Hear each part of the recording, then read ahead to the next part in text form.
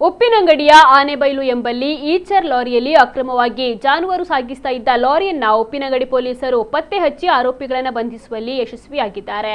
ಬಂಧಿತ ಆರೋಪಿಗಳನ್ನ ಚಾಲಕ ಕಡೂರು ನಿವಾಸಿ 24 ವರ್ಷದ ಪರ್ದೀನ್ ಖಾನ್ ಹಾಗೂ ಮತ್ತೋರ್ವ ಹಾಸನ ನಿವಾಸಿ 34 ವರ್ಷದ ಜಾವೀದ್ ಪಾಷಾ ಎಂದು ಗುರುತಿಸಲಾಗಿದೆ. ಉಪ್ಪಿನಂಗಡಿ ಪೊಲೀಸ್ ಠಾಣಾ ಪೊಲೀಸ್ ಉಪನಿರೀಕ್ಷಕರಾದ ಸುತೇಶ್ ಕೆಪಿ ಮತ್ತು ಸಿಬ್ಬಂದಿ ಉಪ್ಪಿನಂಗಡಿ ಆನೆಬೈಲು ಪ್ರದೇಶದಲ್ಲಿ ವಾಹನ ತಪಾಸಣೆಯನ್ನ ನಡೆಸ್ತಾ ಇದ್ರು. ಈ ವೇಳೆ ಹಾಸನ ಕಡೆಯಿಂದ ಬರ್ತಾ ಇದ್ದ ಈಚರ್ ಲಾರಿಯನ್ನ ತಡೆದು ಪರಿಶೀಲಿಸಿದಾಗ 16 ಜಾನುವಾರುಗಳು ಪತ್ತೆಯಾಗಿದೆ.